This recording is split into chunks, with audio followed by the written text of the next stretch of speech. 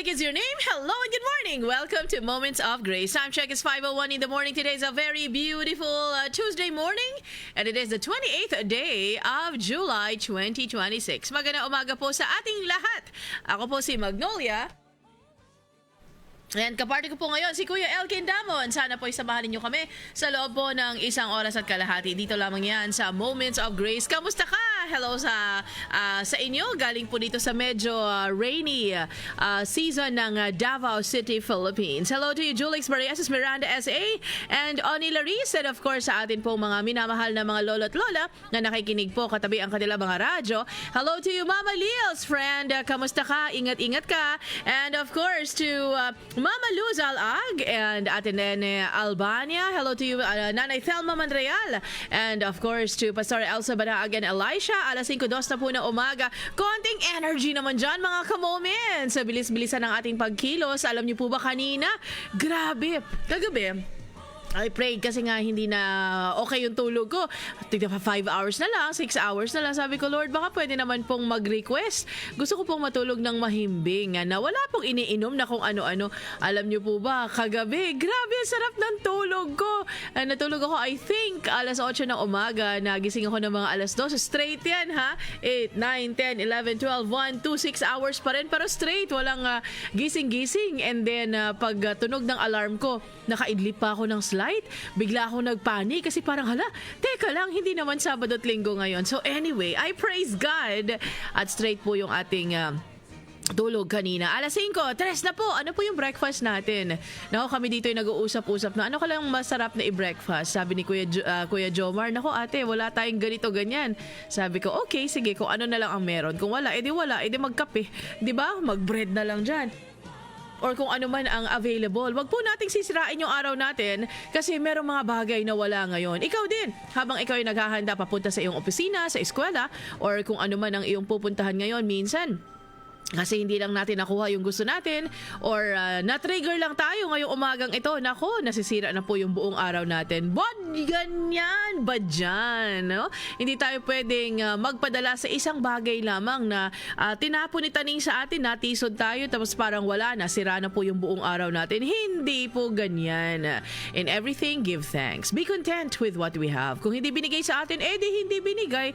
Anong problema? Diba? Kung walang bigas ngayon, di hindi tayo rice, mag-uulam lamang tayo. Sasabihin mo, ate, hindi ako mabubuhay ng walang rice. Ano ka ba, mabubuhay ka na walang rice? Trust me. Diba, merong minsan masarap mag-rice, lalo na pag paksiw na maasim or adobo. Ay, teka lang, alas 5:04 na ng umaga. Kung ano-ano naman yung mga napapasok sa isip. The thing is, kung anong meron, salamat Lord. Kung walang rice, walang rice, ulam lang. Kung rice lang, walang ulam, magtoyo, mag-asin, magsuka. Diba? Pwede na yan mga ka-moments. Ang importante, tayo nagpapasalamat kasi tayo po'y buhay na naman. Hello to you, Mama Luz! Hindi lamang sa radyo at sa internet. And of course to Ate Yana Ferolino. Ito ay third generation na listener ng Moments of Grace. Si Nanay Telma, si Tatay Pabling, first generation. And then, ang mama niya, si Ate Joanne. And then, si Ate Yana. Maraming salamat, Ate Yana. Ingat-ingat ka habang ikaw ay nagpe-prepare na ngayon papunta sa school. Always remember ang aking paalala, hindi lamang kay Ate Yana, but sa lahat po sa atin na papasok sa eskwela, sa trabaho natin, magbubukas ng negosyo. Sana po'y maging pagpapala tayo sa mga taong makakasalamuhan natin ngayon. Hello to you, Maria Josephine. Sir Nards Tiangco, piliin niya daw ngayong Tuesday na tumulong sa kapwa for the praise and glory of God's name. Totoo. Minsan kasi, di ba, tutulungan ko si Sir Nards, pero dapat ako ang sikat, ha? Galing sa akin yung tulong na yan. Hindi po. Gumising ka na sa katotohanan na ikaw ay ginamit lamang ng Panginoon para maging blessing para sa ibang tao. Kaya, dapat ang goal natin sa buhay ngayon ay to honor and glorify God in everything that we are going to do. Di ba yun ang ating unang gagawin? Mahalin ang Diyos. How can we love God? Obey Him. And sabi niya, love your neighbor. Diba? That's the second greatest commandment. So, mahal mo si Lord. O, edi mahalin mo yung neighbor mo. Sino ang neighbor mo? Hindi lamang po yung katabi mong bahay, ha? But yung neighbor mo ay yung mga pinapadala ni Lord na mga tao sa iyong buhay. Tatandaan nyo si Good Samaritan. Hindi niya naman neighbor yung nasugatan na rob. Uso na pala before, no? Yung mga ganyan nung panahon pa ng Old Testament. O, sinong tumulong? Yung pari, dumaan, lumayo, no? Parang wala nakita. Yung isa naman na bait-baitan, Christian-Christianan, ay naku, ayoko, busy ako. Yung Samaritan, alam niyo po bakit nilagay yung good? Kasi nung panahon nila, every Samaritan, hindi good yan. Oo, kaya nilagyan ng Good Samaritan. Kasi pag ikaw ay Samaritan, automatic, ang label na yan ay parang bad ka. No? Hindi ka good. Kaya nilagyan ng Good Samaritan. Kasi, Samaritan, good siya yung tumulong. Tayo po yung mga Good Samaritan ngayon, ha? We love God. How do we love God? Hindi naman natin nakikita si Lord. Hindi natin nahahawakan si Lord. Gusto nating pakainin si Lord. Saan? Gusto natin na bihisan si Lord. Papaano, di ba? So, second commandment, you love your neighbors. Una, as you love yourself. Pero si Jesus gave a new commandment, as I have loved you. Di ba? Papaano mahal si Jesus? Namatay siya. Para sa iyo, para sa akin, para sa ating lahat. So, ganong klaseng pagmamahal ang gusto ng Panginoon na ipakita natin sa iba. Naku! Excited ako, no? Thank you so much, Sir Nards, for reminding us na tayo po'y tutulong without asking and waiting for anything in return. So, dapat tayo'y magpapayaman ngayon, ha? Mamahalin natin si God by loving our neighbors as He has loved us. So, good morning to you, Ate Marisol Maubay, and of course kay Kuya Roel, na siguro ngayon ay naghahanda na ring makinig at umalis ng bahay para pumunta sa kanyang trabaho. Good morning, Ate Bebing Valenzuela, to Ate Asile, Sir Ellie Donghao. Nako, praying for the kids. Ngayon ay second summative test nila sa first term. Grabe, ngayon nga pala mangyayari itong mga first, second, and third terms, no? Akala ko pang college lamang ito before, pero hindi pala. Ngayon ay pasok na ang mga first, second, and third sa ating mga kabataan. Mga nanay, mga tatay, hindi po natin kalaban yung mga teachers, ha? Pag binagsak po nila yung ating mga anak, automatic, tatanungin natin, syempre, bakit? Saan nagkulang, ma'am, sir? At sinabing hindi nag-submit ng ganito-ganyang performance, whatever, ganito-ganyan. Huwag nating aawayin yung teacher, ha? Kasi mga guro po sila, hindi po sila mga magicians na kukuha na lamang ng mga numero para ilagay-lagay doon sa mga report cards ng inyong mga anak. So, dapat tanungin natin yung mga teachers, ma'am, saan kami nagkulang? Papaano ko po tutulungan ikaw para ma-educate itong aking anak? To Ate Arlene Salanap, Paglumutan, happy birthday to you. Hello to you, Ate Lolita Laurelia, Ate Ga Aguirre, Ate Estrella Parada, and of course to Ate Daisy Fuentes, Ma'am Christy Manatad, and Ate Rose and Kuya Bobby at Bello. Shalom to you, Ate Macy. Kamusta ang ating mga ganap-ganap? You are in my prayers sa linggong ito, Ate Macy. Hello to you, Ate Sheila Marie Lorena, Jesus Rafael, and Ate Connie Velando. Sa aking tita, Mami Malu Raagas, ikaw ba'y nakikinig na ngayon? Kamusta naman po yung ating birthday? I hope that you were able to celebrate well at nakapag-enjoy sa kung sino man yung mga kasama mong nag-celebrate. We were rejoicing with you as well, Tita Mami Malu. Good morning to you, Ate Ana Malaga, Kuya Lito Lingad. Masarap daw magkape habang nanonood ng DXFE. Praise God, Kuya Lito. Ingat-ingat lang sa pag-inom ng kape, ha? Mainit yan. Kung pwede lang, mag-straw na lang, Kuya Lito, no? Pero sige lang, Kuya Lito, konti lang. Importante, wag nating pupunuin yung ating cup, Kuya Lito. Hello to you! Tita Malu ay nakikinig na pala ang birthday girl. Hello po sa inyo and good morning, good night, or good evening naman sa mga taga Parma, Italy. Ate Nympha Trevelloni, hello and good morning. Ay, paksiw for breakfast. Parang naglalaway ako ngayon. Kaso lang sabi ni Kuya Jomar, wala daw kaming rice ngayon. Pues, walang rice ngayon. Kasi low carbs tayo. Sapilitang low carbs. Pero ang hirap magpaka-low carb, no? Pag ikaw ay Filipino or Asian in general. Good morning to you, Ate Agnes. Tuesday today, Ate Agnes Delos Reyes. Ano po ba yung mga pipiliin natin? Ako, mga ka-moments, alam niyo po ba, super excited ako na i-share sa inyo yung Devo natin ngayon kasi parang sampal sa ating lahat. Sabi pa ng Isaiah 30:15, it says, "The Lord God, the Holy One of Israel, in returning said, in returning and rest you shall be saved. In quietness and in trust shall be your strength. But you were unwilling. Alam niyo po, grabe no? Parang gusto ko lang yung in quietness and in trust shall be your strength. Kulang pa yung word natin, the Lord God, the Holy One of Israel said. Okay, but then alam niyo po kung saan ako nanginig nung nabasa ko uli itong verse na ito. But you were unwilling. Alam niyo po ba ang chika dito? Ang kwento po kasi nitong Isaiah 30 verse 15. Ito yung sinulat noong panahon na si Judah ay grabe ang threat na hinaharap against Assyria. Pero imbes na manalig ang mga taga-Judah sa Panginoon, Judah's leaders, alam niyo po ang ginawa? Nako, grabe, parang chismis lang talaga, no? Totoo naman talaga. Alam niyo anong ginawa ng mga leaders ng Judah? Naghanap sila ng security through a political alliance with Egypt. Alam niyo po bakit ako na-excite? Kasi parang nakikita ko na yung Pilipinas ngayon, no, na we are seeking security and strength through a political alliance. Kung sino man itong modern day version natin ng Egypt. Tapos naniwala yung mga taga-Judah na naku, kailangang dumikit-dikit ako doon sa mga military power. Merong diplomacy. Oy, ito yung mga superpower talaga and human wisdom. Kasi ito lang niya talaga yung makakapag-save sa atin ngayon. And then the Lord, through Isaiah, strongly rebuked their palpak na strategy. Egypt at that time appeared so powerful. Parang kung titignan mo talaga sa mga mata mo, ay oo nga, powerful nga ang Egypt. Pero alam nyo, ang sabi ni God, He declared that Egypt's help would ultimately prove worthless. Walang kwenta ang power na yan. Military alliance na yan. Yung superpower ako. Siya, dito ako didikit. Sabi ni Lord, lang kwenta yung dinidikitan mo. Because the real issue nung time na yon was not military policy pero yung kanilang spiritual rebellion. Mas gusto pala ni Judah na manalig sa sarili niya at sa diskarte niya. Dito ako didikit kay mommy, kay daddy kasi check na ako dito, pero hindi.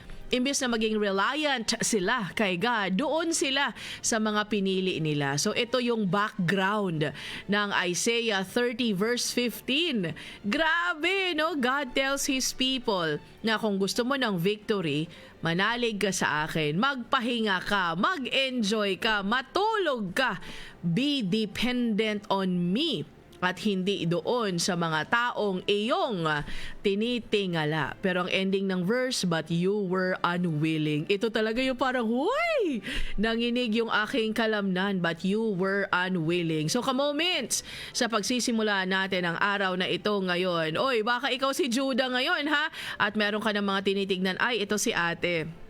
Kakausapin ko to ngayon kasi may kailangan ako. Ay, itong si Tito or si kung sino man yan.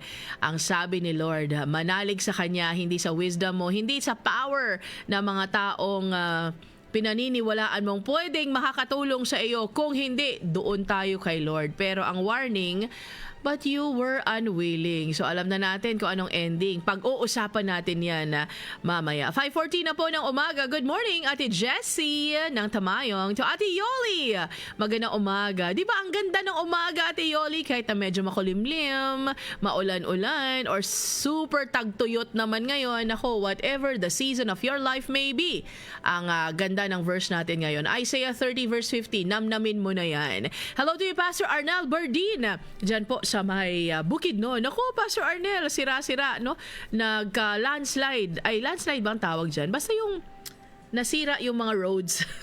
Kasi wala na siyang foundation sa ilalim kasi kinain na siya ng ulan. Hello to you, Kuya Roy Salis Olivar. Hi, Kuya Roy. Magandang umaga kung nasaan ka mang parte ng mundo naglalayag ngayon. Hello and ingat ka. Praying for you, Kuya Roy.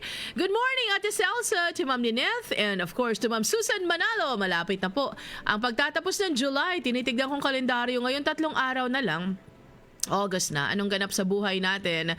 Boat Park! Kumusta yung ating mga pinagpe-pray for you? Good morning, Ate Bing Pazon, to Ate Josie Benavides and Ma'am Celsa Kandari, yung mga minamahal nating nasa Middle East. Ingat-ingat po kayo. Mahal po namin kayo. Hello to you, Kuya Rodel Carcajente. Kuya Rodel, pinagpe-pray ka namin.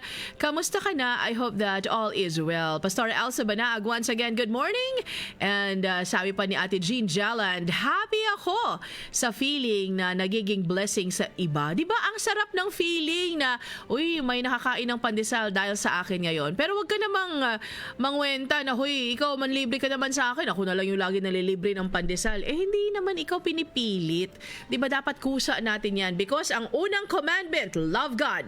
Tapos ang kwento, no questions asked. Second commandment, love your neighbor before as you love yourself. Pero meron minsan mga ka-moments, kulang naman tayo sa pagmamahal sa sarili, na i-insecure tayo, parang ay kawawa naman ako. So kung ganun po yung pagmamahal natin sa sarili natin, ay anong mangyayari sa pagmamahal natin sa neighbor natin? Binago ni Jesus.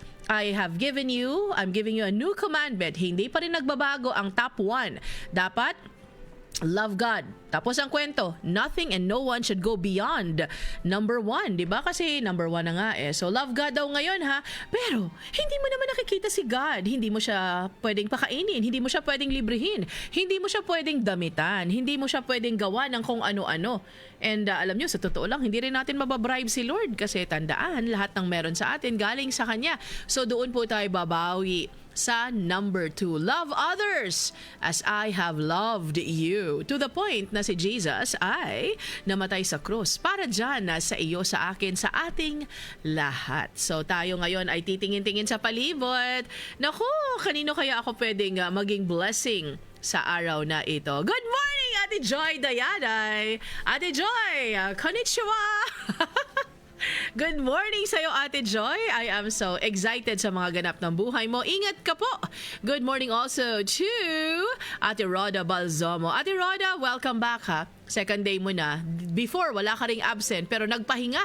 At ngayon na nakapagpahinga na, balik na po tayo sa ating normal na rutina. Hello to you, Ashera Cedillo. And of course, to Tita Fuli, Miles Gonzalez, Marinol Ortega. And namimiss na daw niya ang moments. Nako, God bless you, Ate Marinol. Welcome back. And of course, to Josephine Vista, Jonah Moreno, Joyce Bononton, and Ma'am Imelda Reyes David. Mga ka-moments, pasensya po talaga pag hindi ko na po mabasa isa-isa kasi ang dami po talaga and ang bilis ng takbo ng pag-scroll ng mga sunod-sunod na mga mensahe ninyo. Hello to you, Sir Salvador Bruno and Ate Mary Ann Baniados. Mga ka-moments, tara na po. Tayo na ay magpasalamat sa Panginoon kasi nabigyan na ng panibagong araw. Sabi nga ni Ate Macy, thank you for the breath of life. Ang paghinga mo, ka-moments, you cannot do that on your own. So wag mong kalilimutan, even ang napakasimpleng bagay na paghinga ay galing sa Panginoon. Diba, Tatay Ruel Maubay? Kaya dapat lahat ay kinakarir natin for the honor and glory of God. Lord, ako'y hihinga ngayon at magiging blessing sa mga taong ipapadala po ninyo sa aking buhay. It is now 5:19. Tara na mga ka-moments. Tayo na muna magpasalamat sa Panginoon kasi 5:19 na po. And ayan na naman, no? Napasarap na naman ang kwento. Tara, let's praise God for this brand new day. Our Heavenly Father, Lord, thank you so much for reminding us today na hindi po namin dapat binibigay yung aming trust and confidence sa mga tao na powerful, na pwedeng makatulong sa amin. But today, oh Lord, we are going to choose to keep our eyes focused on you. Meron pa rin po kami mga prayers, oh Lord, na inaantay pa rin po naming sagutin mo, kagaya po kay Boat Park. But Lord, salamat po kasi alam namin na hindi ninyo kami pababayaan. Even Father, doon po sa mga nag-birthday today, thank you so much for adding another year sa buhay po ni Ate Arlene Paglumotan and kay Tita Mami Malu. Salamat po, oh Lord, for allowing her to be a blessing to many people. Lord, yung mga babiyahe po ngayon sa iba't ibang parte ng Pilipinas, sa iba't ibang parte ng mundo, I pray that you're going to bless them, keep them safe, oh Lord, and allow them to enjoy this blessing na ikaw lamang po talaga ang nagbigay. Lord, remind us to humble ourselves down because sa totoo lang, oh Lord, lahat ng ito ay blessing galing sa inyo. Galing po even ang aming paghinga. We cannot do this on our own. Kaya po pala siguro pinaalalahanan nyo kami that we are to give thanks in everything. That whether we eat or drink, we give honor and glory to you. Kasi wala po talagang kapupuntahan yung aming mga buhay kung wala po kayo. Lord, pierce our hearts as we listen to your word today. Sana po'y makita namin yung aming mga pagkukulang at bigyan nyo po kami ng katatagan at kalakasan, O Lord, na gawin ko ano po ang tama sa inyong mga mata. Thank you, O Lord, for this brand new day na bigyan nyo po sa sa amin. Yung mga magtatapos ng araw, as always, oh Lord, sana ibigyan niyo po sila ng beautiful rest, kagaya po ng binigay ninyo sa akin kagabi. And kami naman po na magsisimula ng araw ngayon, Lord, allow us to bless others and allow us to glorify you. Sana po yung aming mga matulungan ay makalimutan kami, but hindi po makalimutan na kayo ang nagbigay ng tulong sa kanila. In Jesus' name we pray. Amen.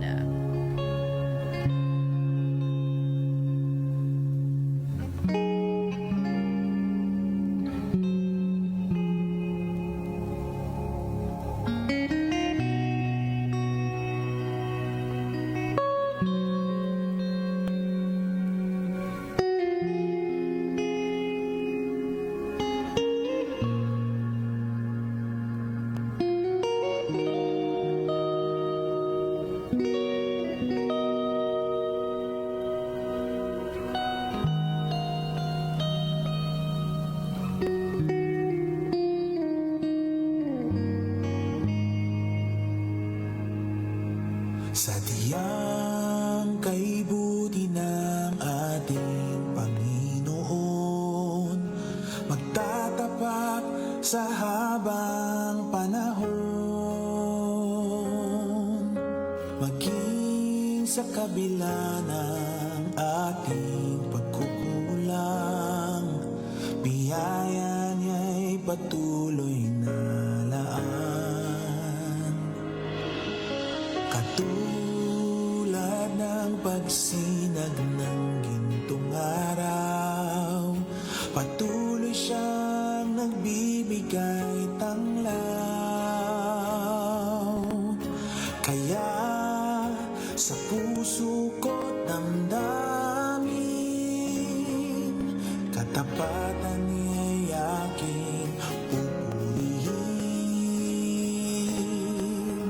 Dakila ka, O Diyos, tapat ka ng tunay, magmula pa sa ugat ng naming lahi. Mundo'y magunaw man, maaasahan kang lagi, maging hanggang wakas nitong buhay.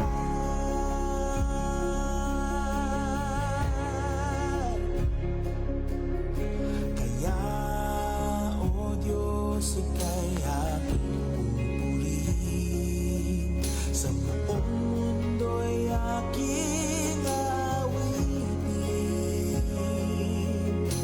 Dakila ang iyong katapatan, pag-ibig mo'y walang hanggan. Dakila ka, O Diyos, tapat ka ng tunay, magmula pa sa ugat ng aming lahi. Mundo'y magunaw man, maaasahan kang lagi, maging hanggang wakas nitong buhay. Dakila ka, O Diyos, tapat ka ng tunay, magmula pa sa ugat ng aming lahi. Mundo'y magunaw man, maaasahan kang lagi, maging hanggang wakas nitong buhay.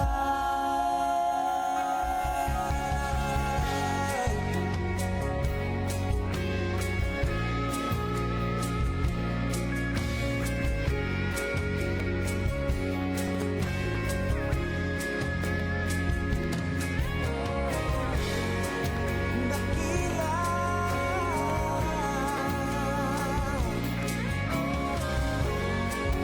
dakila ka,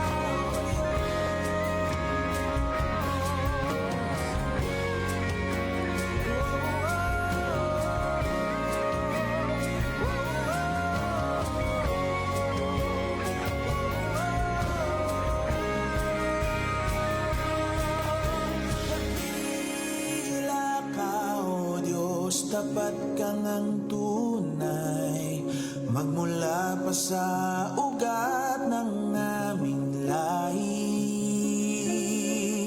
Mundo'y magunaw man, asahan kang lagi, maging hanggang wakas nitong buhay. Dakila ka, O Diyos, sa habang panahon, katapatan mo'y matibay na sandigan. Sa bawat bighati, tagumpay man ay naroon. Daluyan ang pag-asa kung kailan ay hinahon. Pag-ibig mo'y alay sa amin noon hanggang ngayon. Dakila ka, O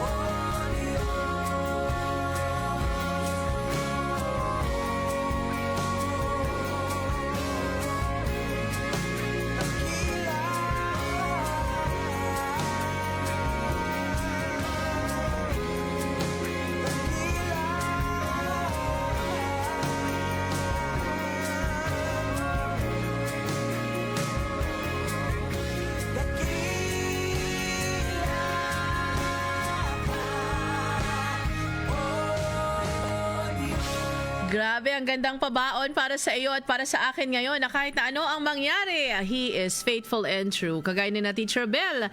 Grabe, Teacher Bell, no? Nakasurvive na naman tayo sa baha. And naalala ko nga, you have a bedridden na mother na ang tagal na po nating pinagpipray. And then, syempre, binaha kayo. Ang hirap mag-transport. Kaya nga, hi, Lord, salamat po sa mga pinapadala ninyo, especially ang JSRCF family, ang Jesus Christ the Solid Rock Fellowship. So, God bless you. Ganun ang nakakatuwa, no? Kasi merong minsan, wala tayong mga kapatid. Kagaya sa akin, wala naman akong kapatid. 'Di ba? But there's a lot of people na pinapadala ni Lord para ako ay tulungan. So feeling ko, Disney princess na talaga ako. And alam niyo po, the more that we surrender to God, the more na parang, okay Lord, kayo na po talaga ang bahala sa lahat. Hello to you, Ate Shirley Alfonso, to Kuya Omar Dinsay, God bless you, Kuya Anthony Pizania, R.S. Rafranchel, oy, nagbago na naman. Ay, Oti Razul, hello. Hello and good morning sa iyo. And Ate Betsy Ashworth, mag-August na ate. Ingat ka habang ikaw ay minanamnam mo ang iyong mga last remaining days dyan po sa America. Hello to you, Ate Dolorte.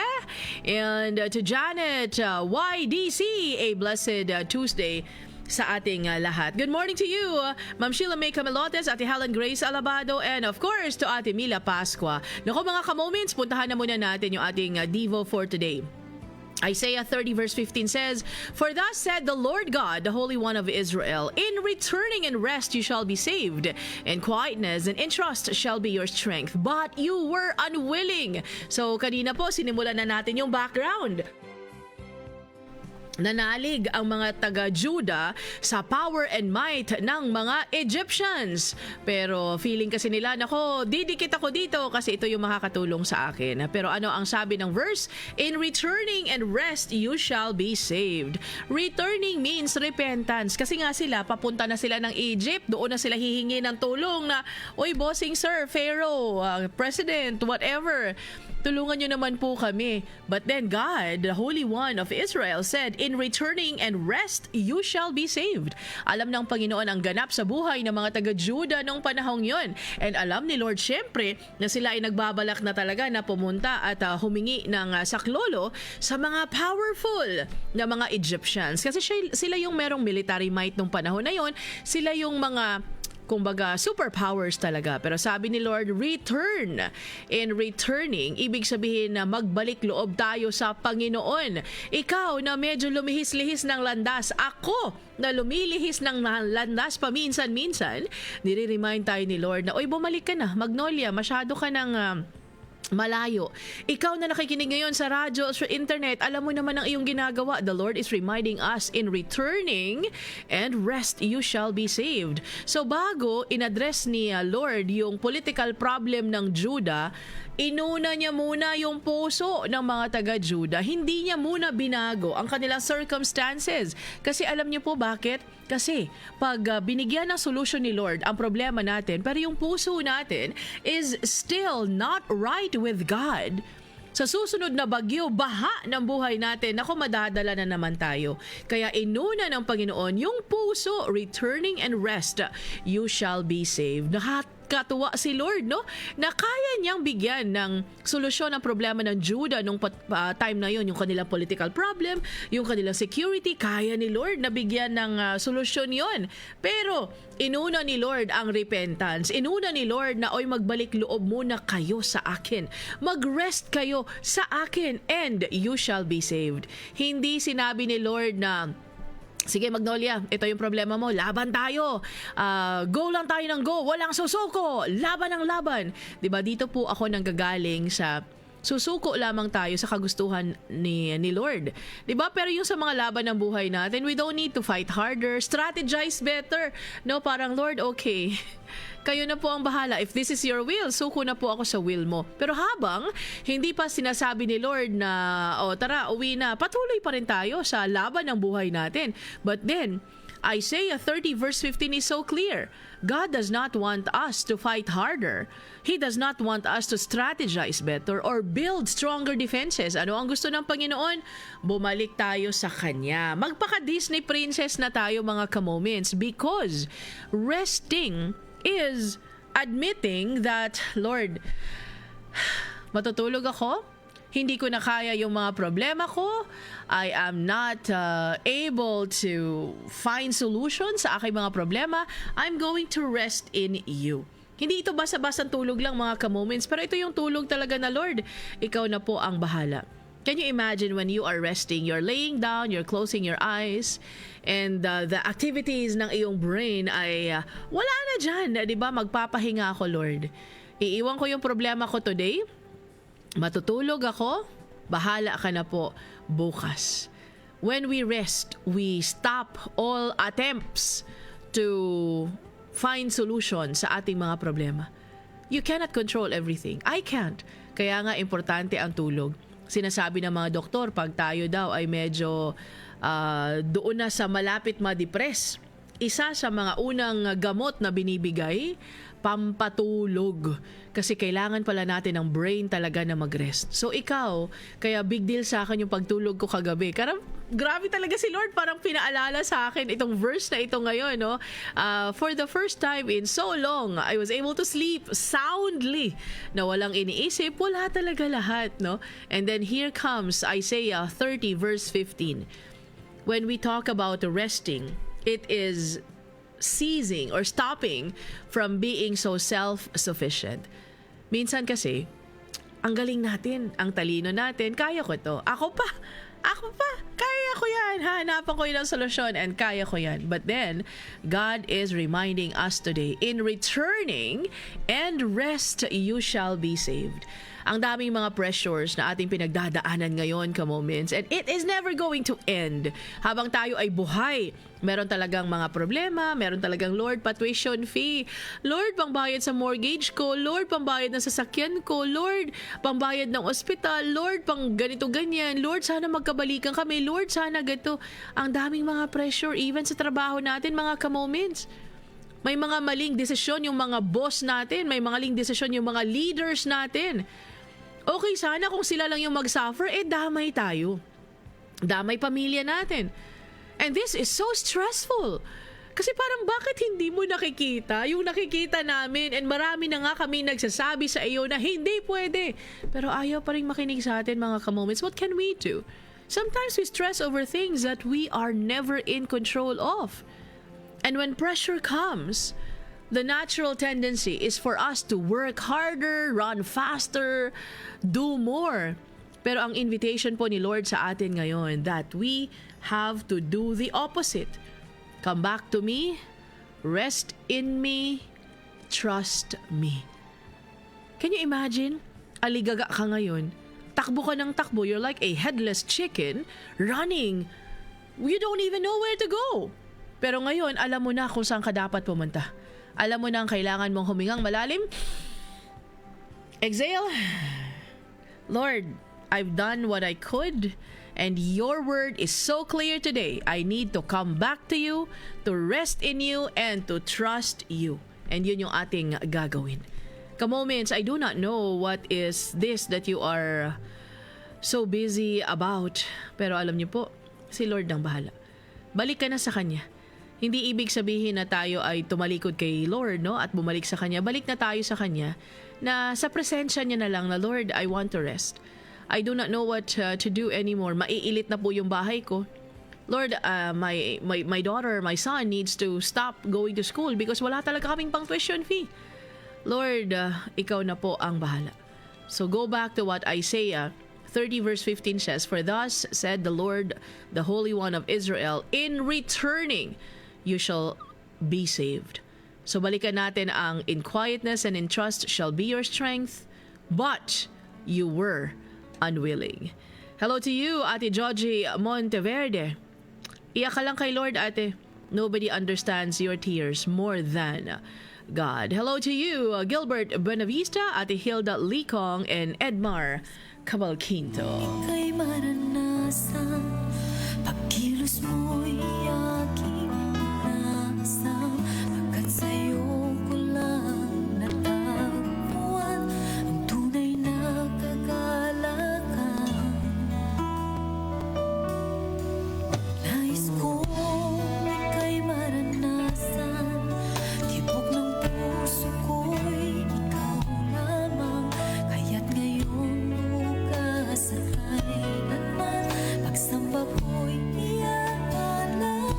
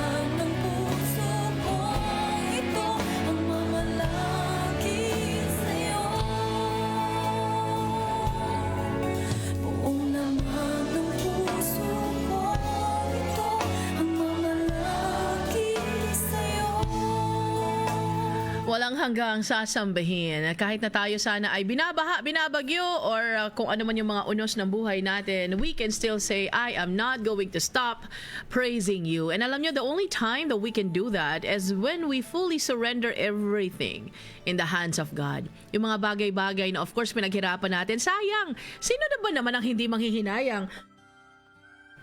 Hinulog-hulugan natin yan ng ilang taon and then suddenly isang bahalang, everything is gone. And I hope that we are also going to see that particular situation from a different angle. Lahat po ng ating pinaghihirapan ay temporaryo. Kaya nga tayo na pamilya ng Moments of Grace, ibahin po natin yung diskarte natin sa buhay. Tayo po ay diretsong magpapayaman sa langit. That does not mean that we're not going to take care of our lives dito sa mundong ito. That does not mean na wala na tayong iiwan ng mga kayamanan at ari-arian sa ating mga anak. Kasi di ba, okay lang naman na mag-iwan ng inheritance. But that is not the end all of everything. Hindi yan yung tipong, it's not even our be all. Diba, minsan kasi parang gusto natin na ito dapat yung trajectory ng buhay ko, kasama ko yung mga anak ko, ganito, ganyan. Planuhin po natin, yes, pero ultimately, ang atin pong dapat na pinagtutuunan ng pansin ay yung relationship natin sa Panginoon. Napakabuti po ng Panginoon, mga ka-moments. Minsan, hindi lang naman natin na-realize at na-appreciate because we are so focused on our circumstances. Hello to you, Ate Fe Antepuesto. Grabe, Wednesday na si Ate Fe ngayon. Tuesday pa tayo, Ate Fe. Pero okay lang. Praise God kung tayo po ay makaabot ng Wednesday. Hello to you, Ate Merlene Ayab, to Ate Georgie. Again, ate, iyak lang tayo kay Lord talaga. Good morning also and happy listening to Ate Flor Delgama, Ate Agnes Halapa, and to Marilyn Rabang, to Ate Dinah Aleon. Waiting is so difficult, pero alam natin that in waiting, especially if we wait upon the Lord, we are going to have renewed strength and renewed hope, renewed everything. Hello to you, Ate Iris Prado. Magandang umaga. And of course, kay Kuya Ray as well. Sabi pa ni Ate Fe, everyone, like the prodigal son, when coming back, na-enjoy ang buhay niya. And alam niyo po, mga ka-moments, hindi lamang ito yung mga prodigals, no, na lumayo kay Lord, bumalik kay Lord at naging Christians na. Pwede rin natin gamitin na tayo po ay kagaya nitong mga taga-Juda. Si God na nga yung God nila, pero anong ginawa? Pumunta sa Egypt, doon humingi ng tulong, and then nagpasipsip siguro na bossing Egyptian, sa bossing Pharaoh, tulungan nyo naman po kami. But then Isaiah 30 verse 15 says, in returning and rest you shall be saved. And the second point is, in quietness and in trust shall be your strength. Alam mo, minsan ang hirap intindihin itong in quietness and trust shall be your strength. Ibig sabihin, wala akong gagawin? Tatahimik lang ako, tapos uupo lang ako dyan, wala akong gagawin, tapos it will be my strength? Parang ang hirap naman talagang intindihin. Pero ang siguro mas madali kung iisipin natin that the world says strength comes from, go ka lang ng go. Gawin mo ito para makauna ka, makaunos ka, para ikaw ang bida-bida. Dapat aggressive ka. Strike while the iron is hot. Diba? Ganon yung sinasabi ng mundo, strike while the iron is hot. So, dapat aggressive tayo. Lalo na pag ikaw ay salesperson, hindi pwedeng palamya-lamya ka lang dyan. Dapat go ka ng go. You have to be aggressive. You have to be confident in what you can do. Diba? Magaling akong ganito, ganyan. Kaya ko yan. Ako pa. That is what the world is saying when it comes to strength. Ang ibig sabihin ng mundo sa strength is that super busy tayo palagi. Monday to Friday, dito ka sa DXFE Magnolia magtatrabaho ha. Pero Saturday, dapat mag-ano ka, ganito yung gawin mo kasi sayang, strike while the iron is hot. Dapat naggaganito ka, bebenta ka, ganito, ganyan. The world thinks strength as being aggressive, being self-sufficient, being super busy all the time. Pero alam niyo po, ang weird, when it comes to God, strength comes from quietness and trust. Alam mo yung, okay Lord, hindi ko po alam saan ako kukuha ng pambayad ko ng kuryente bukas. Nagpa-enroll na yung mga anak namin, pero ako hanggang IOU pa rin. Lord, hindi ko po alam kung makakasahod yung mga empleyado ko ngayong katapusan kasi wala po akong pambayad ng kanilang mga sweldo. Pero Lord, mag-i-end na po yung gabi. Matutulog na po ako. Magre-rest na po ako sa inyo. Mananalig po ako sa inyo. Natutulungan niyo po ako. That is where true strength, as far as God's word is concerned, that is where true rest or true strength comes, in quietness and in trust. Alam niyo po, quietness, bago natin sabihin na, ay, sabi ni Ate Magnolia, matutulog na lang daw, walang gagawin. Hindi po yan yung sinasabi ko. Quietness does not mean passive lang or lazy ka lang. Na alam mo yun, parang kain, tulog. Total, nandyan naman yung magpa-provide sa akin yung asawa ko, yung anak kong nasa abroad. Magpapadala naman yan ng pera sa akin. So, chill lang ako. That does not mean, that is not what quietness means. It's not passive lang ako, wala akong gagawin, petiks-petiks lang, kain, tulog lang. It refers to the inner calm sa ating mga soul, sa ating mga spirit, produced by our confidence in God. That is what quietness means. Ano naman ibig sabihin ng trust? Trust means relying on God's character, on God's promises, and God's sovereignty, na kahit na yung ating mga circumstances ay parang threatening. Alam mo yun, na parang, Lord, I do not know where to go. Kumakain ako ng tama, I take care of myself, and yet here I am, may sakit. Lord, inalagaan ko naman yung asawa ko at mga anak ko. Ako pa nga yung nagbabayad ng bahay namin, walang kwentang asawa yan. Tapos ngayon, Lord, maghihiwalay kami, magde-divorce kami, kalahati pa. Makukuha niya, alam naman ng lahat na ako ang breadwinner ng pamilyang ito. How can we exercise our trust in God? God promised that He's not going to leave us. God promised that He will provide. God promised that He is not only love, He's not only mercy and grace, but He is just as well. Minsan kasi iniisip natin, Lord, napaka-unfair. Tingnan mo yung mga yun, Lord, nakakalusot. Ang galing-galing, sasampahan pa daw ng kaso, hindi pa naman nasampa. Lord, nakikita niyo po ba? Binabaha na po kami. Tagtuyot na po doon sa iba. Ganito na po yung sitwasyon ng aming mga kabataan, na ang dali na po sa kanila na maghurumentado at pumatay ng tao. Lord, where are you in this situation? Pero we need to trust in God's sovereignty. Alam ng Diyos ang ginagawa niya. For us, it is not ideal na ganito yung nangyayari. Di ba, sino ba naman ang excited na ganito yung mga nangyayari? But we have to trust that God knows what He is doing, even if we do not. Napaka-unfair. Ako, I find a lot of pwedeng ireklamong unfair kay Lord. Kukwentahin ko na yung mga quote-unquote ginagawa ko for God. Yung aking pagiging mabait, pagiging generous, pagiging ganito, pagiging ganyan. Tapos, I find it unfair na, Lord, bakit siya nakakalusot? Kumpara naman sa akin, Lord, mas marami akong ginagawa for you. Pero alam niyo po, mga ka-moments, kung si Lord din kaya, singilin ako na, siya, sige Magnolia, gusto mo ng just. Sige, correct minus wrong tayo. Mabait ka. Gumigising ka ng maaga. Nagsishare ka, generous ka. Ito yung mga ginawa ko sa'yo. Ito yung mga kapalpakan mo. Sige, tignan natin kung kikiluhin natin yung iyong kabaitan. Sige, tignan natin kung saan ka pupulutin. Minsan kasi iniisip natin pag just ang pinag-uusapan, dapat tayo yung pakabig. Siya dapat mapanish. Pero dapat tayo, hindi tayo mapanish kasi ganito ganyan. Hindi Lahat po tayo dapat ay napapanish ni Lord. Kaso because He is God of mercy, He is God of grace, of love, of forgiveness, pinatawad tayo. But don't forget, He is also the God who is just. So habang nakikita natin itong mga nangyayari sa atin ngayon, ayaw natin, hindi natin maintindihan, unfair, tumahimik na lamang tayo. Manalig na lamang tayo sa Panginoon even when our circumstances are threatening. Tignan niyo yung nangyari kay Judah. Si Judah, iniisip nila, si Egypt is my way out. Egypt is my strength. Egypt is going to be my savior. Kasi nga, nagkabikos-bikos na kami, aatakihin na naman kami. But God said, trust in Him. Trusting in Him was supposed to be their strength. Sometimes tayo, kagaya tayo kay Judah, Mga anak tayo ng Diyos, close tayo kay Lord, pero we find our strength doon sa mga taong powerful. Ate, baka pwede mo naman akong tulungan. Gusto kong magkaroon ng item dyan. Gusto kong makapasok dyan. Bakit hindi lang tayo dumiretso kay Lord?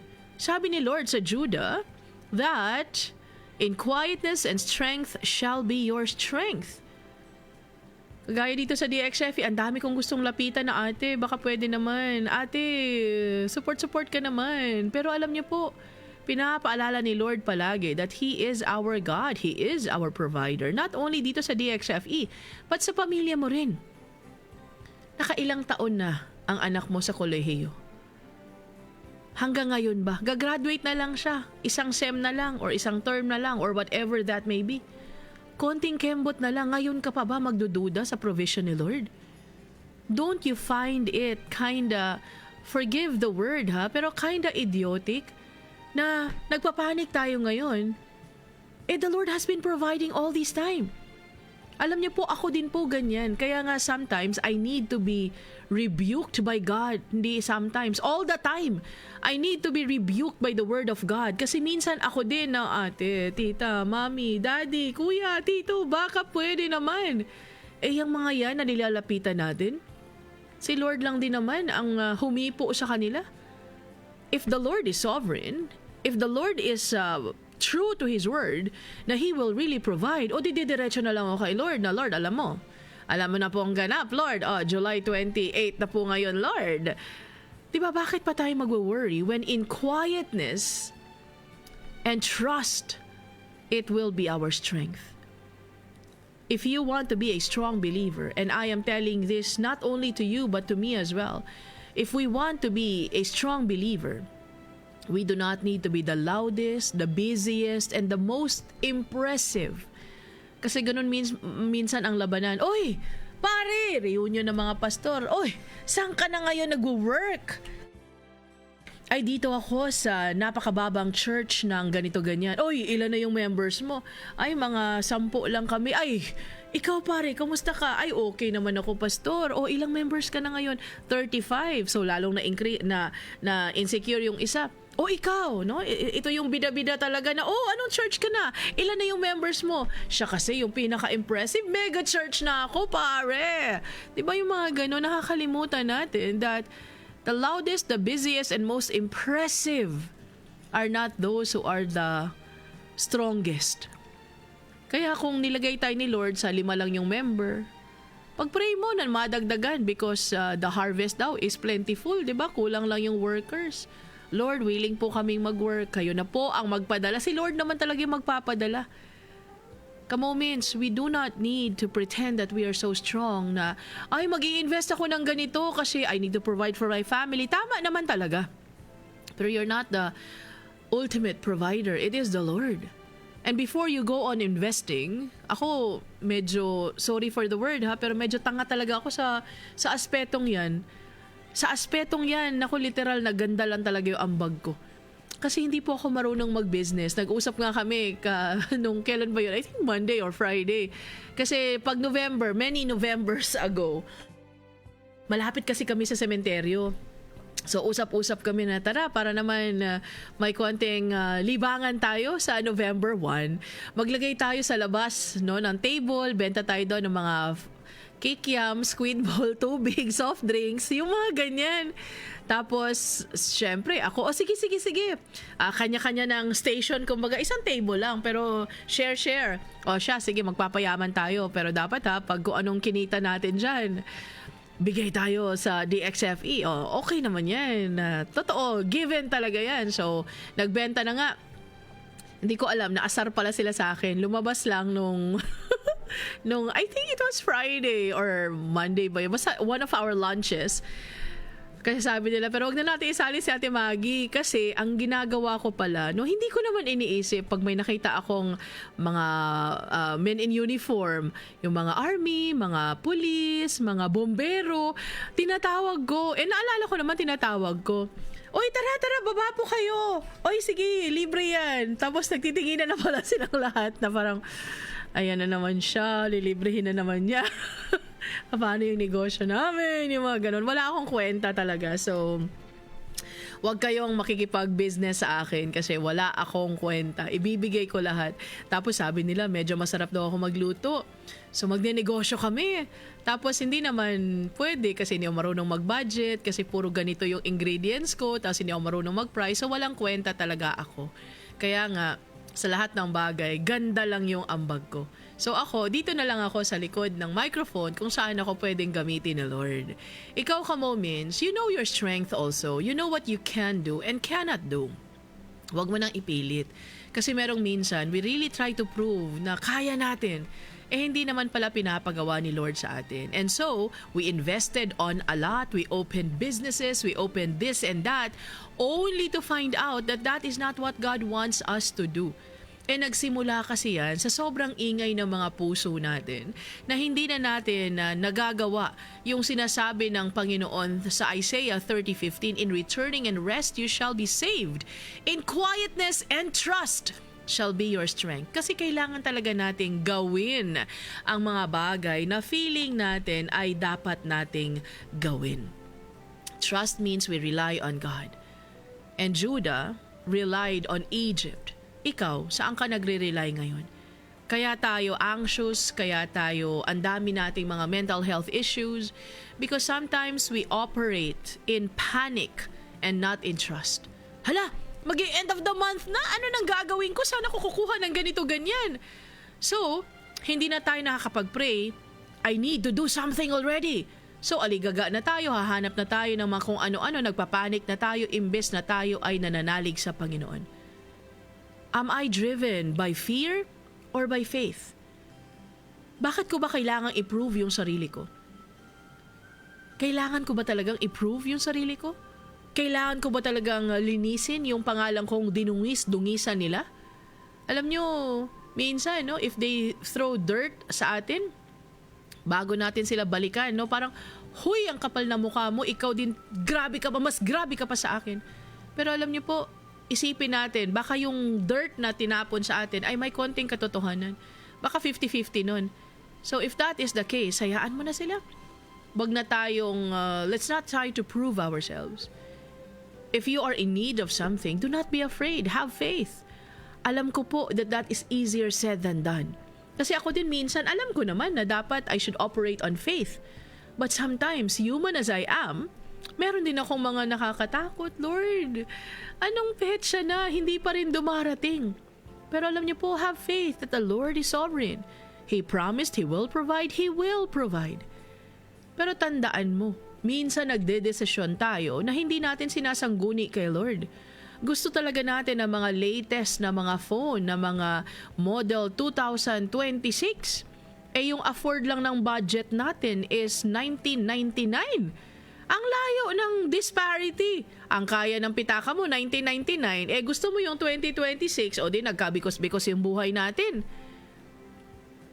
The Lord said, He will provide. Kailangan natin ng cellphone, di ba? But you cannot afford the 2026 version. Model pala. Di doon tayo sa kung ano ang kaya. The Lord will provide. Are you driven by faith or fear? Are you relying on God's promises or your own resources? Kaya ko to. Titignan ko yung phone book ko. Ay, ito, si president ganito, si manager ganyan. Kakausapin ko sila kasi kailangan ko ng pabor galing sa kanila. What if ang una nating bubuksan sa ating phone book ay yung direct line natin with God? Na Lord, alam niyo po yung anak ko, gusto kong makapasok sa ganito ganyan. If this is your will, alam kong gagawin mo. Kasi sa totoo lang mga kamoments, wag na po tayong maglokohan. Sa tingin nyo pa, merong pwedeng kumalaban kay Lord? Sa tingin mo ba kung gusto ni Lord mangyari ang mga bagay-bagay, merong makakapigil? Wala po. If the Lord closes the door, kahit na tayong lahat mag-rally at gibain ang door na yan, wala tayong magagawa. Because God is God. If you go back sa mga battles ng Israelites nung palabas pa sila ng Egypt, saan doon ang kaya nilang gawin? Saan doon sino sa kanila ang pwedeng makapag-provide ng water galing sa bato? Sino sa kanila ang pwedeng left and right ng Red Sea. Sino sa kanila ang nagpasara ng Red Sea na lunod yung... Can you imagine kung ako siguro yun, parang teka lang, anytime babagsak na naman tong tubig na ito at baka ako ay hindi makakross. And so I am paralyzed with fear. Hindi na ako magkukross. Minsan ganun tayo mga ka-moments. We are so paralyzed with fear that we do not want to trust God anymore. Tayo yung may problema because the Lord is crossing the Red Sea already. Separating the Red Sea pala. Dividing the Red Sea. Diba? Pero tayo, takot tayo, ayoko because baka malunod ako. Hindi ka malulunod, si Lord na nga ang gumawa noon. Even in our current situation. Parang napaka-unfair regardless kung saan political inclination ka, even if you are pro-Maggie or against Maggie, diba unfair ang both sides. Pero alam niyo po, tayo na mga Christians, tayo na mga believers and followers ng Panginoon, huwag ka nang makisawsaw, mag-pray ka na lang. Kasi alam niyo po, the Lord is allowing all these things to happen. Meron po siyang purpose and that is part of His sovereignty. And tayo dapat nananalig sa Kanya na, Lord, naiinis na talaga ako dito kay Magnolia. Kasi napaka-corrupt, napaka-ganito, napaka-ganyan. Pero habang inaalaw ni Lord na maglustay si Magnolia ng mga bagay-bagay na hindi sa Kanya, tatandaan natin that the Lord who allowed this to happen is the same Lord who will reveal everything sa tamang panahon. Kaya wag na tayo mag-away-away. You may or may not support Magnolia, pero balik tayo kay Lord na, Lord, okay, nakakainis na talaga itong mga alipores ni Magnolia, Lord, pero I am going to trust you, I'm going to have faith in you na alam niyo po yung ginagawa ninyo. And alam niyo po, the saddest part of this episode in the Bible sa Isaiah 30:15, sabi na nga nagsimula na, for thus said the Lord God, the Holy One of Israel. Ito ang sinabi ng Diyos. Klarong-klaro, si God, magsisinungaling ba siya? Magpapromise ba siyang hindi niya gagawin? For thus said the Lord God, the Holy One of Israel, in returning, balik kayo sa akin and magpahinga kayo sa akin, you shall be saved. In quietness and in trust shall be your strength. Pinaalalahanan na sila. No, o sige lang, pahinga ka lang sa akin. Yung tuition fee ng anak mo, akong bahala. Pang-pa-ospital mo, akong bahala. Siyempre, pipila ka left and right sa mga magbibigay ng ayuda, pero I will provide. Akong bahala. Yung sakit mo, akong bahala. Akong bahala sa lahat. Yun yung sinabi ni Lord. Ako ang bahala. But you know what? The greatest tragedy na nangyari sa kanila, pinramis na ni Lord lahat sa kanila. But you were unwilling. Si Lord na ang nagsabi na manalig tayo sa Kanya. Si Lord na ang nagsabing, I will never leave you nor forsake you. But you were unwilling. Ito yung masakit sa... Gusto kong maiyak na sa galit, sa awa, sa whatever. The Lord promised me already. The Lord promised you already that He will never leave us nor forsake us. So why do you feel so alone? But you were unwilling. The Lord said, those of you who are tired and heavy laden, come to me and I will give you rest. But you were unwilling. Ano pa ba ang mga sinabi ni Lord? God said na sasamahan kita as you go through this very difficult episode ng buhay mo. Go through it. But you will never be alone. I will be with you. But you were unwilling. Yung mga responsibilities natin, sa tingin nyo kayo lang yung may utang. May utang din po ako. Mga ilang taong ko pang babayaran yung chariot na inassign ni Lord sa akin. And sometimes I panic, pero the Lord has been providing. Pero here I am again. Paulit-ulit na lang. Parang kayo na may mga anak na humihingi ng pang tuition fee. Ilang tuition fee na ang binigay. And yet, eto na naman tayo. But you were unwilling. Alam niyo po, this may be the saddest words ng verse na ito sa Isaiah 30:15. Nagpromise na si Lord Nagpromise na si Lord. God offered them salvation. God offered them rest. God offered them strength and security. But you were unwilling. Tayong lahat ay si Judah sa mga panahong ito. But you were unwilling. Judah's downfall was not because they did not have the opportunity, but Judah's downfall was their unwillingness to rest in God, to trust Him and have faith in Him. Grabe no, parang hindi mo lang to makikita sa Isaiah ka-moments, nakikita natin ito all throughout the Bible. Even sa pagsimula pa lang ng mundong ito, pagsimula pa lang ni Daddy Adam at ni Mommy Eve, God wanted to have a close and intimate relationship with them, but they were unwilling. They were not willing to obey. Sabi ni Lord, kainin niyo lahat. Kung hindi ka ba naman mabundat-bundat, kami po dito sa Davao, hindi naman sa pagmamalaki, but humble bragging, prutas namin pagkatamis-tamis. Minsan nga, yung mga farmers namin, hindi na mag-harvest kasi malugi na sa labor. Sobrang dami, sobrang mura, sobrang sarap, no? Nagpapainggit lang po ako sa inyo, pero ganun kami ka-blessed. Pero minsan, ka-moments, hindi na namin makain yun lahat. Ang sarap ng mga prutas ng Davao, pero hindi na po namin makain ang lahat. And sometimes when I am in that situation, I go back to what happened to Adam and Eve. Kami, limited yung prutas namin dito sa Davao. Hindi pa ito lahat ng prutas ng buong mundo. But then Adam and Eve, they had everything. Ang sinabi lang ni Lord, isa lang. Don't eat of the fruit of the knowledge of good and evil. Yun lang, isa lang. Pwede mong kainin lahat. Except lang yun. Pero anong ginawa ng lolo mo at lola ko? Kinain. Diba kasi we always have this tendency to disobey. God wants us to have faith in Him, to trust Him, to obey Him, pero naghahanap talaga tayo ng mga powerful people na beke naman. So this is a recurring theme in the Bible from beginning to end. God has been graciously calling us to trust Him, to obey Him, but we were unwilling. Judah thought that they know kung ano yung gagawin nila to deliver them from this problem. Ang gusto nila, yung mga nakikita nilang mga paramihan tayo ng horses, ng armies, ng alliances. Kasi tayo ganun. We want to believe what we see. But faith is believing in the things that we cannot see.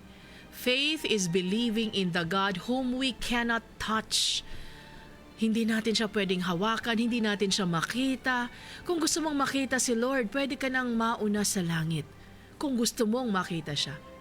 Pero minsan kasi tayo, gusto natin na maniniwala ako sa iyo. Pero Lord, prove mo muna sa akin.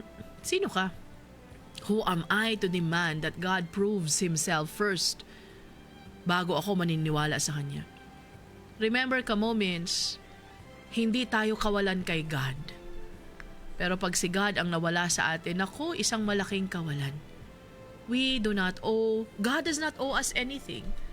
And yet He has given us everything. So gusto ni Judah, yung mga horses, yung mga armies, yung mga partnership, mga alliances, they did not want to believe in God. Parang ikaw, parang ako. Lately, we have been doing this. Diba na, Lord, I want something tangible. Kaya nga minsan ginajoke ko, diba, na may halong katotohanan sometimes. Na, Lord, alam ko namang mayaman ako sa langit, pwedeng pa CA. Diba, merong minsan ganun tayo. We pray for God's help. Pero, pagkaamin na pagkaamin, lalapit na tayo sa iba kesa manalig sa Kanya. We pray. Ang galing nating mag-pray, sa totoo lang mga ka-moments. Pero pagkatapos ng prayer natin, may nangyari ba? Wala. Kasi we lack faith. We lack trust. We don't obey God. So how do we expect our prayers to be answered when lip service lang yung mga prayers namin? Na Lord, please provide for my ganito, ganyan, ganyan, ganyan. Tapos pagka-amin na pagka-amin, nag-worry na, Lord, saan ako kukuha ng pera? Diba yung mga ganun drama natin sa buhay? We are like Judah most of the time. Huwag kang mag-alala, hindi ako nagpaparinig sa'yo. Sinasabi, confession ko rin ito. Lahat tayo ganito, nakakahiya tayo. Pray tayo ng pray pero hindi naman tayo nananalig sa Panginoon kasi nag-worry tayo. Alam niyo po, ang issue is hindi the faithfulness of God. The issue is our lack of faith, our lack of trust. So anong sinasabi po ng Isaiah 30 verse 15 sa atin? We need to return to God. Balik tayo kay Lord ka-moments. And we need to rest in Him if we want to be peaceful. Kahit nagkaputo ka na yung buong bansa. Meron na naman ako nakita, no? Yung mga fault lines. Naku, malapit pala yung aming mansyon sa fault line. No, mansyon, we live on a socialized housing. So, yung tipong mga pag-ibig dyan. So, mansyon pa rin yan kasi amin yan eh. Diba? So, ngayon, minsan nagpapanik na naman na, naku, malapit pala kami sa fault line. Mga ilang metro lang. But we need to rest in God's promise. Resting in Him brings us peace. Trusting in God produces strength. The Lord, I do what I can, but I know the things I cannot do. And then we need to refuse our will to do what we think is right. Hindi po sinabi ni God sa mga taga-Juda nung panahong yon, try harder. And the Lord is not telling you and me this either.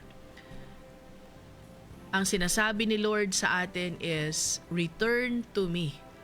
Manalig ka, magpahinga ka sa akin. God does not want us to try harder. He wants us to return to Him, to rest in Him, be quiet before Him, and trust Him. Kung hindi ba naman ito ang pagka-ultimate na Disney princess? The Lord wants us to do that. For Judah, they trusted Egypt. For you, kanino ka nananalig ngayon? Kanino ka lumalapit? Kanino ka naniniwala? For thus said the Lord God, the Holy One of Israel, in returning and rest you shall be saved. In quietness and in trust shall be your strength. But you were unwilling. How much of us, how many of us are unwilling to trust God? Diba, hayaan na natin si God, siya na ang bahala sa lahat. It may not be the ideal situation. Who wants to have cancer? Sino bang nagpe-pray dito na, Lord, sana magka-cancer ako so that I can feel your presence? No one wants that. No one wants to have a failed marriage. No one wants to go bankrupt. No one wants all these things.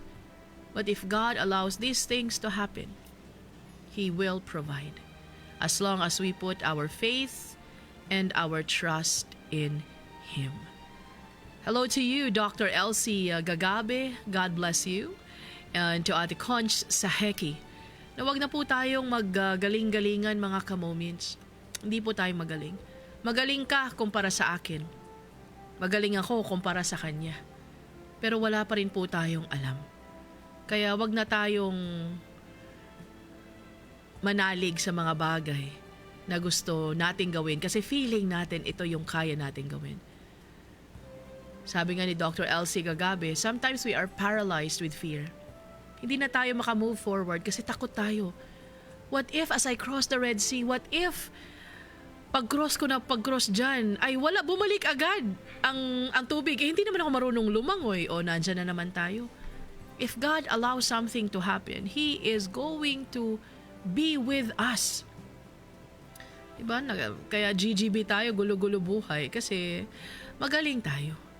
Now, believe me when I tell you, I also forget. Kaya nga every day, nire-remind ko po kayo as I remind myself as well, we read God's Word. Kasi kahit na yung mga super mature Christians, makasalanan pa rin po sila. Kaya wag tayong titingin sa kanila, madi-discourage lamang tayo. Tingin tayo kay Lord. The same God who saw us through sa lahat po ng ating pinagdaanan. Kayo na mga OFW, ilang kambing, baka, manok, bahay, ari-arian ang binenta ninyo. Kulang na lang ibenta natin yung mga lungs natin at kidneys para lang makapag-abroad, makapag-provide. Pero ngayon, look at us, complaining a lot. Nakalimutan na naman natin that hiningi natin to kay Lord. Itong trabaho na nasa atin ngayon, kasi hindi lang tayo napansin ng boss, hindi tayo na-appreciate, naiinis na tayo, etc. Nakalimutan natin, niluhod natin ito kay Lord before. Maybe we made wrong choices. O edi balik pa rin tayo kay Lord na, Lord, okay, I will trust you. I will be quiet. I will sleep. Kasi hindi natin kaya, mga ka-moments. It is now 6:16. Mommy Madeline will be praying for your unspoken prayer request, whatever that may be. Balikan natin ang sinasabi ng Panginoon sa Isaiah 30 verse 15. For thus said the Lord God, the Holy One of Israel, in returning and rest you shall be saved. In quietness and in trust shall be your strength. But you were unwilling.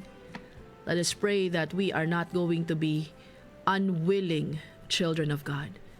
True, trusting Him, obeying Him, putting our faith in Him is so difficult because we want to touch things, see things. But then God knows what He is doing. And part of us practicing our faith is that we're just going to be silent before Him. Sana maialis na po natin dito sa ating vocabulary ang but you were unwilling.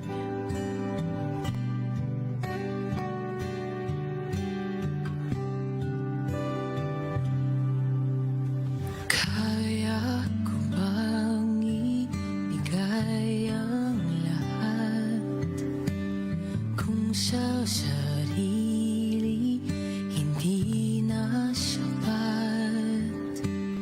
Kay raming kulang di kayang punan.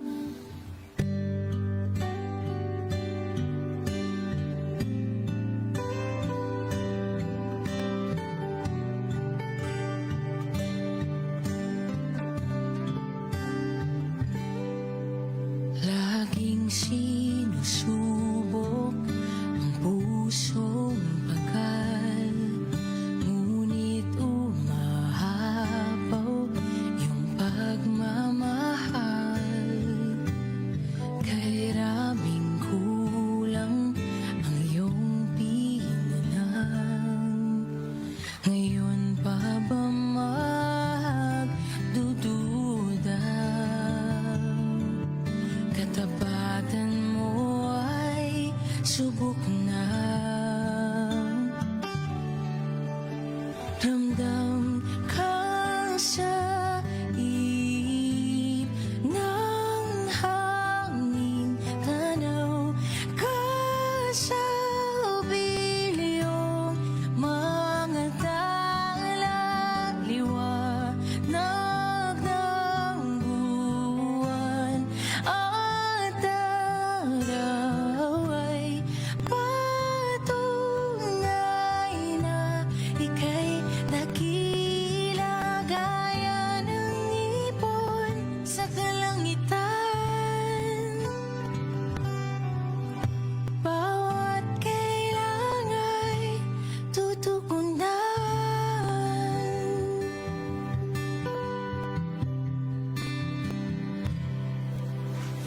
Sabihin mo lang ang iyong salita, handang makinig at sa'yo'y magtiwala. O aking Ama, sa'yo lang hawasa. Ilumin mo ang pagdududa. Katapatan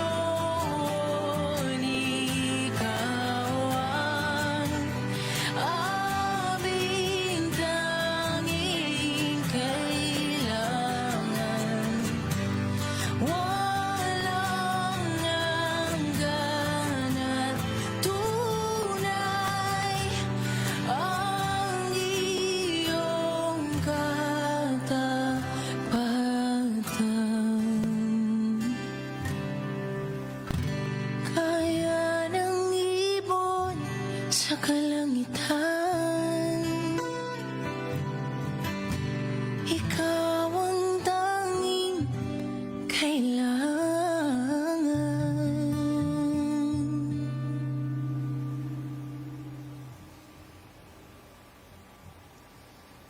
Aking Jesus, binigay mo lahat. Krus ng pag-ibig na higit sa sapat. Turn your eyes upon Jesus. Look full in His wonderful face, and the things of earth will grow strangely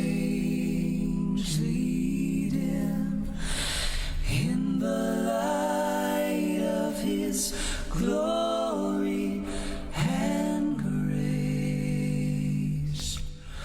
Turn your eyes upon Jesus. Look full in His wonderful face, and the things of earth will grow strangely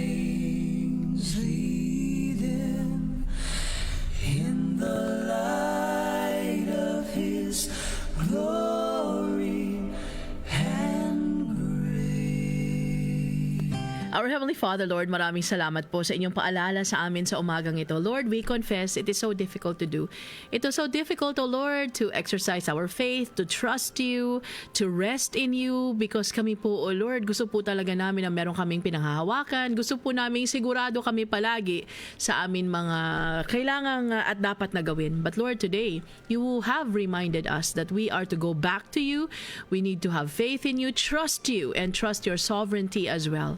Pero Lord, forgive us because we confess a lot of times we are so unwilling. Sana po sa araw na ito, habang kami po ay pag-iisipan at we go deeper in Your word sa Isaiah, sana po, O Lord, ay maging obedient na po kami sa inyo. Ang hirap pong gawin kasi nakaugalian na po namin, O Lord, but Father, today I pray that we are going to start exercising true faith, true rest, and totoong trust sa inyo. Lord, sa umagang ito, ako po'y nagpapasalamat sa buhay po ni Ma'am Arlene na paglumutan. Even, O Lord God, kay Tita Mami Malu. Father, thank You so much because dito sa Pilipinas, today po talaga yung kanyang birthday. And tomorrow naman po sa Amerika. So Lord, I pray that as she prepares for this celebration, sana po ay ma-enjoy niya ito. It doesn't have to be grand, O Lord, but ang importante kami po'y makapagpasalamat sa kabutihan Niyo po sa buhay ng bawat isa. Lord, inudulog ko po yung aming mga estudyante. Ngayon po, sa mga oras na ito, wala na po sila sa aming mga tahanan, O Lord. Nasa mga kani-kanilang eskwelahan na po sila.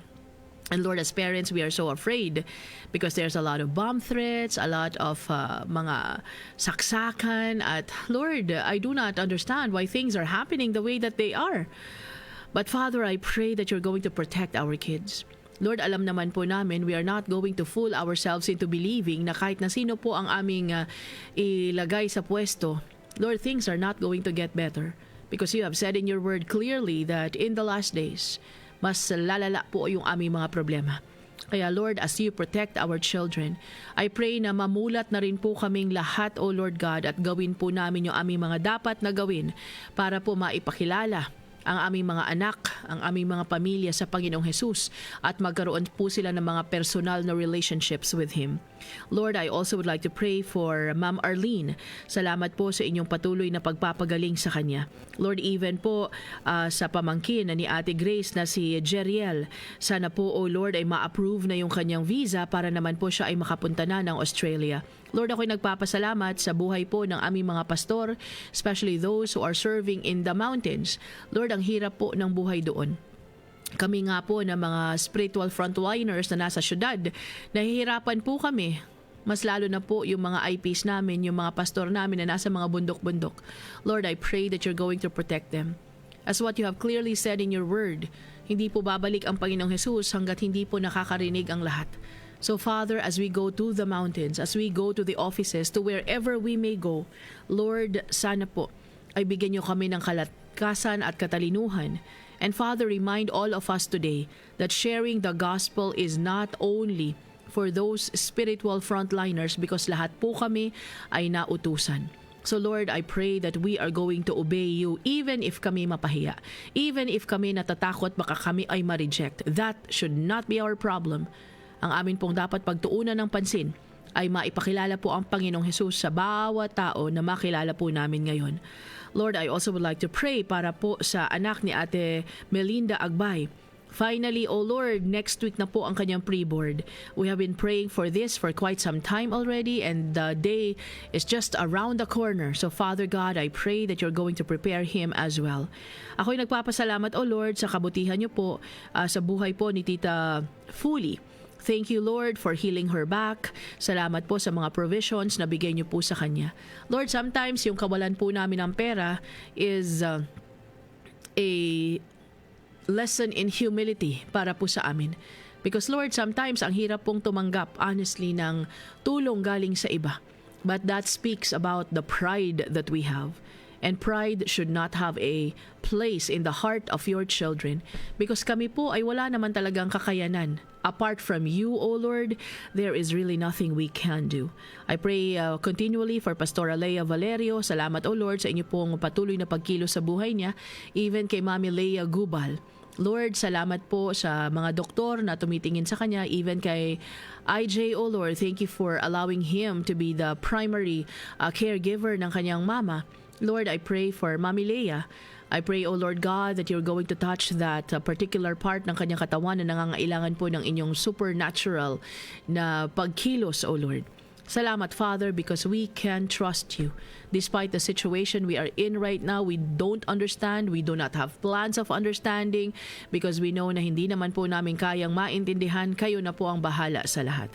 Lord, I also would like to pray for Boat Park.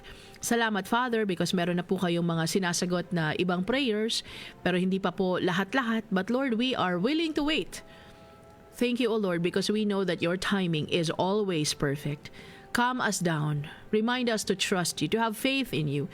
Especially sa mga panahon, O Lord, na ang ingay-ingay na po ng isip namin, ng palibot namin, ng kabog ng aming puso because nagpapanik kami. Kasi we think we are almost running out of time. But Lord, that should never be the case because even if we run out of time, that is part of your will. So that is something that we need to have faith on, to trust you, to believe you. Lord, I continue to pray for Del Elocso. Salamat po, O Lord, para kay Chris. Sana po ay ma-regular na siya sa kanyang pinagtatrabahuan. Yung mga ka-moments din namin, Father, na matagal-tagal na po naghahanap ng trabaho. Lord, sana po ay magbukas na kayo ng pinto sa kanila. I pray for our men, O Lord, yung mga kalalakihan po namin. Father, mangusap po kayo sa kanila. We are really so tired, O Lord God, pretending as women to be the leaders ng aming pamamahay, the breadwinners, the providers. But Lord, this should not be the case unless, O Lord, hindi kaya ng aming mga asawa. So Lord, I pray that you're going to speak to the men, especially those na nanlalamig po sa kanilang relationship with you. Kayo na po ang bahala, O Lord, na mag-convict sa kanila, mag-remind sa kanila of what they should do. Kami naman po na mga kababaihan, we are here to support them. So while we can, O Lord, teach us also to be silent. Teach us to support without a lot of grumblings and murmurings, O Lord, because you are not pleased if we do this. I pray for our children. Lord, kaawaan niyo po yung aming mga anak. Napaka-iba na po talaga ng panahon ngayon. We teach them a different value sa bahay. Iba naman po yung value sa labas. And sometimes, O Lord, nakikinig po yung mga anak namin sa sulsul ng iba kesa po sa amin. Lord, kaawaan niyo po yung aming mga anak. Ibalik niyo po sila sa inyo. We know, O Lord, na kami po ay mga stewards lamang and we haven't been doing a good job. Lord, be gracious and merciful sa amin po mga kabataan. Marami po sa kanila ang mali-mali na po yung mga choices. Lord, it is not yet too late. I pray that they will go back to you, repent, O Lord God, ask for your forgiveness, and humble themselves down. Bigyan niyo rin po kami ng katalinuhan as the adults na tanggapin ang aming mga anak, O Lord, especially if sila po'y nagbabalik loob sa inyo. Lord, I pray for Steven. I pray, O Lord, kay Ate Yana, sa lahat po ng aming mga kabataan na nagpa-enroll. Lord, kulang po yung pera namin. Salamat po in advance sa kung papaano po kayo nagpo-provide. Lord, dinudulog ko rin po sa inyo yung may mga problema sa lupa. Kina Ate Lourdes Simon, kina Kuya Ben and Ate Esther Simpao, kina Kuya Nestor and Ate Au Eloha. Sa lahat po ng merong mga struggles sa mga lupain namin, O Lord, kayo na po ang bahala. Even kina Ate Georgie Monteverde as well. Lord, patuloy ko pong dinudulog sa inyo yung mga munting negosyo namin. Kina Ate Mercy, Ate Yoli Mendoza, kay Kuya Hector and Ate Ivy, thank you for allowing them to be a huge blessing para po sa DXFE. Even kay Ate Inday Gira, Lord, sa mga nasa Larayan 2000, I pray, O Lord, na mabenta na po yung kanilang mga paninda so that makauwi na po sila ng early sa kanila po mga bahay. Lord, marami din po sa amin ang merong mga unspoken prayer requests. Kay Mami Madeline, Madam Baang, O Lord, whatever that may be. Father, I pray that you're going to give her the peace that surpasses all understanding. As she waits, O Lord, for her answered prayer, kayo po ang bahalang mag-remind sa kanya that you always know what is best. It may not be best according to our description, but best nonetheless because kayo po ang nagbigay. Kay Ate Celsa Candari, Lord, kay Ate Ako Sinefs, kina Sir Oliver Fuentes, kay Kuya Omar Dinsay, Lord, marami po sa amin ang merong mga nilalambing sa inyo, even si Ate Rowena Suyat.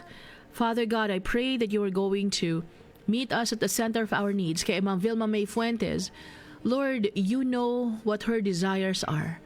If it is time, O Lord, I know that you are going to make it happen. Father, dinudulog ko rin po sa inyo si Ma'am Arlene Garcia. O Lord, I pray that you are just going to bless her. I pray, O Lord, na kahit na minsan hindi na po kami nagkakaintindihan, nilalamon na po kami, O Lord, ng aming mga current situations, but today's verse is so real para sa aming lahat. Sana po'y bumalik kaming lahat sa inyo. Kay Micah Madamba, O Lord, you also know what is in my heart. Father God, I pray for this sister of mine. May your voice be loud and clear and give us the heart that is willing to trust you. Lord, I continue to pray para po kay Rajdeen and kay Rindale, kay Ate Ranz. Maraming salamat, O Lord, sa inyo pong patuloy na pagkilos sa buhay po ng bawat isa. Lord, I pray for all our OFWs. Ang hirap na po ng kanilang mga sitwasyon. Sana po ay wag silang gi-give up. Patuloy po silang manalig sa inyo sa lahat po ng panahon.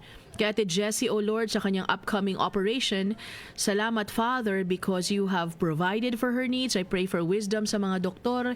And Father, remind her that in this season ng kanyang buhay, hindi niyo po siya pinabayaan. Lord, patuloy ko pong dinudulog sa inyo si Ate Fe Quijano. Anytime this week, she is going to have her cataract surgery. I pray for a steady hand sa doktor. Even, O Lord God, kay Ate Marie Singgian, salamat, O Lord, especially kay Aaron sa kanyang pagkuha po ng entrance test sa Sunday. I pray that he is going to find favor in your sight. Lord, inudulog ko rin po sa inyo si Ate Cristina Nobleza, kay Ate Connie Velando, kay Ate Narcisa Lomando. Lord, kay Ate Leonie Ambisa na po ay siya'y gumaling na. Salamat, O Lord, because habang kami po'y nag-aantay, alam po namin hindi ninyo kami pababayaan. Lord, I continue to pray para po kay Carlea Mareth, sa mga teachers namin, O Lord, kay Zachariah Mendoza as well, sa mga kabataan namin, Father, especially those na kaya pa po naming i-mold yung kanilang mga isip. Father, bigyan niyo po kami ng katalinuhan. I even pray for Gideon Gallardo. Lord, kung ano man po ang kagustuhan ninyo sa buhay ng batang ito, alam ko po na magiging klaro ito sa inyo. Father, I pray that he will just continue to allow himself to be used by you in whatever capacity. Lord, ilagay niyo po siya sa isang lugar kung saan po siya magpa-flourish. Father, sometimes we think that we know where our children should go, but Lord, we are going to rely on you because we really do not know anything. Lord, I continue to pray para po kina Ate Arce Sugilon. Salamat po sa healing na bigay niyo po sa kanya. Habang siya'y patuloy po nagpapahinga, I pray, Father, that you will just continue to allow her to feel your presence. And I pray also, Father, kay sa anak po ni Ate Zabala Rufina Salvador. Lord, yung mga anak niya pong nag-aantay ng kasagutan sa mga prayers nila, mga trabaho, O Lord, even kay Harold, Father, kay John Paul, I pray that you are going to give them wisdom. Lord, kay Mami Jo, kay Kuya Omar Dinsay, I pray, O Lord, na you are going to give them this protection and wisdom. Alam niyo po na ang hirap ng kanilang situation ngayon, O Lord, sana po ay makakita na sila ng malilipatan nila. Salamat po, O Lord, because alam namin na hindi po ninyo sila pababayaan. Lord, as they move on to the next chapter ng buhay nila, remind Kuya Omar and Mami Jo that you are the same God who has seen them through. Kay Councilor Pilar Braga, O Lord, as she continues to lead the groups that she is leading, O Lord, not only for Davao City, primarily for Davao City, for her family also. Lord, I pray that you will continue to give her wisdom. May she continue to shine for your honor and glory. Lord, kay Ate Isabel Hugilon na nahihirapan din pong matulog, we understand how this is so challenging. So Father God, I pray that you're going to bless her as well. Sa lahat po ng mga nakikinig sa radyo at sa internet, alam niyo po yung mga ganap ng buhay namin, especially mga senior citizens namin, O Lord. Bless them, Father God. In Jesus' name we pray. Amen. And with that, I'm going to bid you goodbye. Ninang Councilor Pilar Braga, I love you. I miss you. Mga ka-moments, God willing, tayo po ay magkikita-kita again tomorrow. Don't worry because we will continue to pray for you as the day goes by. Love you all. Balik na tayo kay Lord, ha? Huwag nang tigas-tigasan ng puso and trust Him even if you and I do not understand the things that's happening. Bye!